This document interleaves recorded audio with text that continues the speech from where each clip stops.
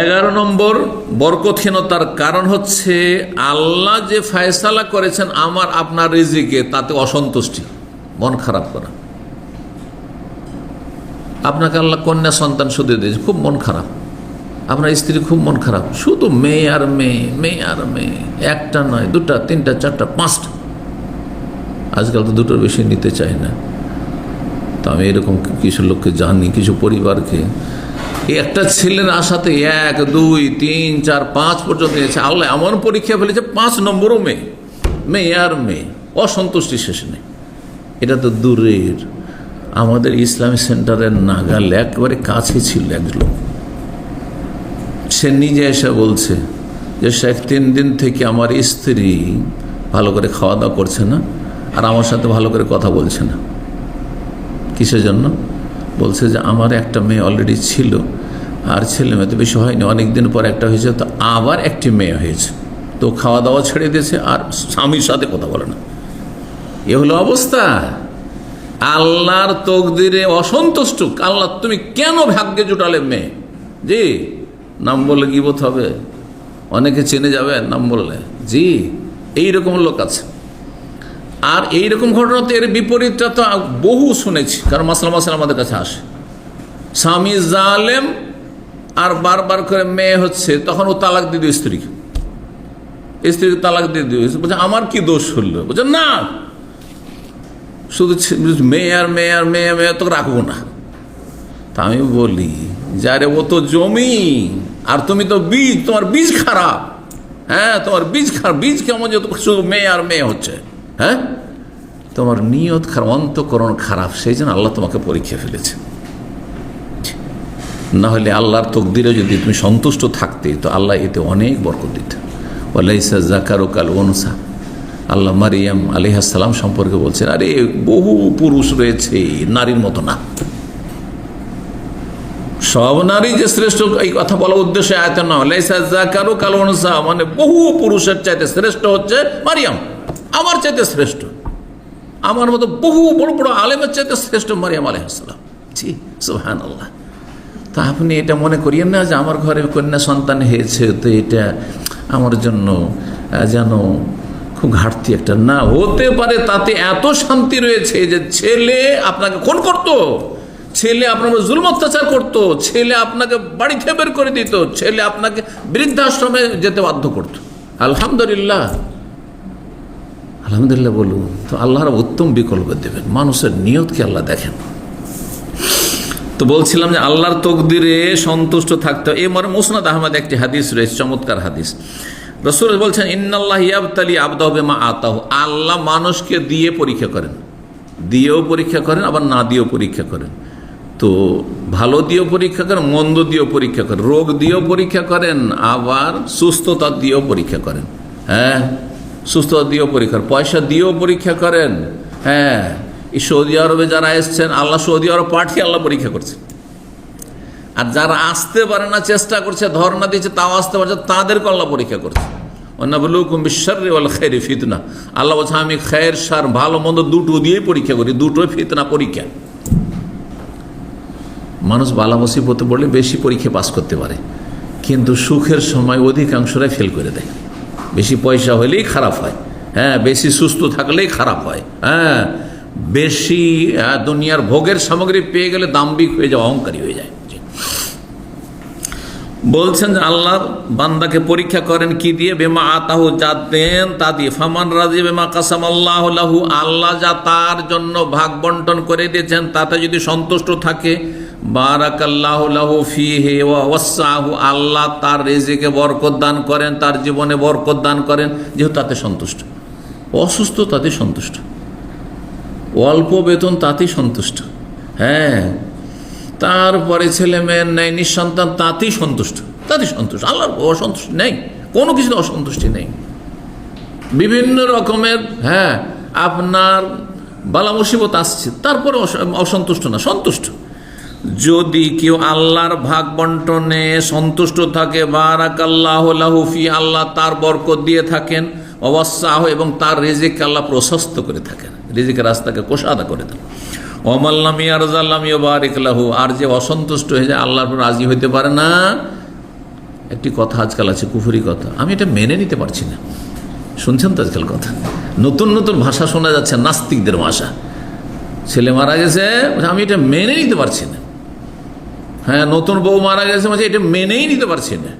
নতুন বিয়ে হয়েছে, স্বামী মারা গেছে, হঠাৎ করে বিধবা, বিয়ে হইতে হইতে বিধবা, আমি এটা মেনেই নিতে পারছি না। তো কী করবেন আপনি? মেনে নিতে পারবেন না তো কী করবেন আপনি? ক্ষমতা আছে কিছু করার? যুদ্ধের ঘোষণা করেন, কত ক্ষমতা আছে? আউযুবিল্লাহ। অথচ আল্লাহ আলহামদুলিল্লাহ, ইন্না লিল্লাহি ওয়া ইন্না ইলাইহি রাজিউন পড়েন, আলহামদুলিল্লাহ পড়েন, তো আল্লাহ দেখছেন যে আপনি যে সন্তুষ্টি প্রকাশ করলেন না, তো আল্লাহ উত্তম বিকল্প দিতে পারেন, উত্তম বিকল্প দিতে পারেন। আল্লাহ সব কিছুতে আলা কুল্লি শাইইন কাদির, ক্ষমতাবান তিনি। মুসনাদ আহমদের হাদিস সিলসিলা সাহিহার 1658 নম্বরে আল্লামা আলবানী হাদিসটিকে সহিহ বলেছেন। 12 নম্বর বরকতহীনতার কারণ অহংকার, দাম্ভিকতা, গৌরব। সে আপনার সুস্থতার গৌরব, শরীর দেখতে একদম সুঠাম, হ্যাঁ হ্যাঁ, তার অনেকের সৌন্দর্যের গৌরব রয়েছে, অনেকের সুস্থতার গৌরব রয়েছে, অনেকের পয়সার অহংকার রয়েছে, অনেকের বিদ্যা বুদ্ধির অহংকার রয়েছে, হ্যাঁ, পিএইচডি করেছে, বা তার ছেলেমেয়েরা দেশ বিদেশে থাকে, অহংকার ঢুকে গেছে, অথবা আল্লাহ আলেম করেছে, দায়ী করেছে, আর কিছু কিছু তার লোকেরা শুনে তাতে অহংকার ঢুকেছে। অহংকার মুক্ত খুব কমই লোক পাবেন আপনি, কিন্তু এতে সর্বনাশ হয়ে যায়। মানুষের মধ্যে যখনই অহংকার ঢুকলো, তখন আল্লাহ বলবেন যে তুই তো যথেষ্ট হয়ে গেছিস, আর তোর লাগবে না, আমি দেবো না, দেবো না। আল্লাহ, অহংকার মানুষের বরকতকে ধ্বংস করে দেয়। এটি হচ্ছে 12 নম্বর কারণ। অহংকার বিভিন্ন জিনিসে প্রকাশ পায়, তার মধ্যে আজকাল সোশ্যাল মিডিয়ার যুগে বলছি, আজকাল ভালো ভালো খাবার, দামি দামি কেক, হ্যাঁ, দামি দামি খাবার আর সাজিয়ে তারপরে ছবি করে দিল ফেসবুকে ছেড়ে, হ্যাঁ, ভালো ভালো খাবার আছে। গরিবরা ডাল ভাত পায় না, ওই কুরবানির গোস্ত ছাড়া সারা বছর কোনোদিন গোস্ত খেতে পায় না, ইলিশ মাছ জীবন খেতে পারে না, দামি দামি কেক নাম শুনেছে, শুধু কেক ছুঁয়েও দেখার নসিব হয়নি, আর আপনি একবারে ছেড়ে দিয়েছেন সোশ্যাল মিডিয়াতে। এগুলো অহংকার না? ওলামার এই বিষয়গুলো উল্লেখ করেছেন। এগুলোতে বরকত চলে যায়, এগুলোতে বদনজর লাগে, কারণ সেখানে ঈর্ষার দৃষ্টি নিয়ে দেখা যায়, হায় রে, ওরা কত কি খাচ্ছে আর আমরা খেতে পাচ্ছি না, ওরা এতগুলো ভাত নিয়ে বসে আছে আর আমরা এতটুকু ভাত পাচ্ছি না, এক থালা ভাত পাচ্ছি না, যার ফলে বরকত নষ্ট হয়ে যায়, বরকত নষ্ট হয়ে যায়। সাবধান সাবধান। এই জন্য খাওয়া দাওয়ার ছবি, আমি এই ক্ষেত্রে এত সোচ্চার, কিছু কিছু বিষয় আমি খুব সোচ্চার। একবার আল-হাসার দিকে এইদিকে একটা বক্তব্য ছিল, বক্তব্য বলছি, আর কিছু লোকেরা এসে আরে সেলফি তো নিচ্ছে এইসব ফালতু কাজ করছে, কিন্তু তার মধ্যে খাওয়া দাওয়া করছে বসে, আর সেখানে ওই ছবি করা শুরু করেছে। আর বলছে কেন ছবি করলেন? আর ও ছাড়বে, ফেসবুকে ছাড়বে। এই জন্য দেখেন অনেক শাইখদের ওরা একটু সোচ্চার না থাকায় আর সজাগ না থাকায় করছে, খাওয়া দাওয়া করছে প্লেট নিয়ে আর দিল ফেসবুকে ছেড়ে। কিন্তু আমার আলহামদুলিল্লাহ আজ পর্যন্ত নেই। আমি আরও সজাগ থাকি এহরামের ক্ষেত্রে, ওমরা হজ, কোনো দিন আমার এহরাম সহ কেউ ছবি নিতে পারেনি। আমি মক্কা গেলে কাউকে জানাই না। আমি মক্কা লোকেরা যদি জানেও যে আমি আসছি, আমি যখন জানি যে আমার ওমরাটা শেষ হয়ে যাবে, তারপরে বলি যে হ্যাঁ তখন পৌঁছিব। আর খুব কাছের লোক যদি জানে, ওরা জানে আমাকে, সুতরাং এই সাহস করবে না যে আমি এহরাম অবস্থায় আজ আর ছবি করিনি আর ফেসবুকে ছেড়ে দেবে, এটা করবেন। ওইসব লোক আমি সঙ্গী বানাই না। জি, বুঝতে পেরেছেন? কথা হচ্ছে কিছু আমাদের আবেগী দিনী ভাইরা রয়েছে, এগুলো মূর্খামি, জাহালাত, বেকুফি, এগুলো কাজ করবেন না। আপনারা ইবাদত প্রকাশ করছেন কেন?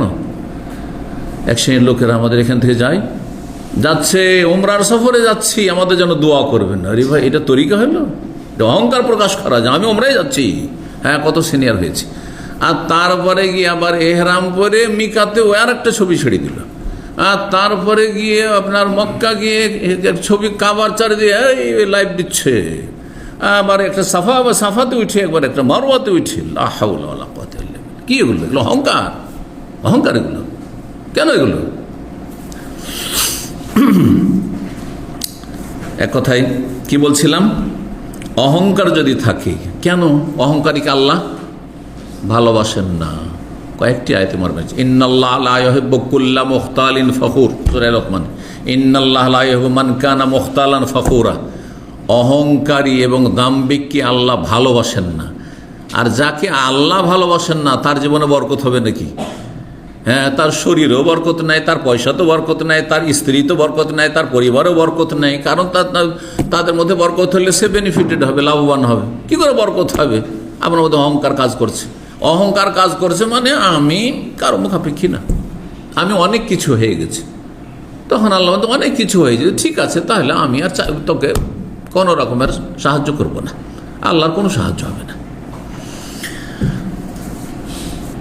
13 নম্বর বরকতহীনতার কারণ হচ্ছে হিংসা। হিংসা মানুষের বরকতকে ধ্বংস করে দেয়। হিংসা, পরের দেখলে গায়ের জ্বালা, ও কেন আগে বেড়ে গেল, ও কেন এত উন্নতি করলো, ওর বেতন কেন এত বেশি, ও কেন অফিস জব পেয়ে গেল, আমাকে কেন রোদরে কাজ করতে হয়, আমাকে এত কষ্ট করতে হয়, হ্যাঁ তার চাইতে বেশি আমি শিক্ষিত, তার চাইতে বেশি আমি যোগ্যতা রাখি, আমি কেন বড় হইতে পারলাম না, সে কেন হয়ে গেল না। আল্লাহ যা ফয়সালা করেছেন আপনি আপনারটা নিয়ে সন্তুষ্ট থাকেন। আপনারটা তাকে দেওয়া হয়নি, তারটা আপনাকে দেওয়া হবে না, এটা বিশ্বাস রাখেন। জি।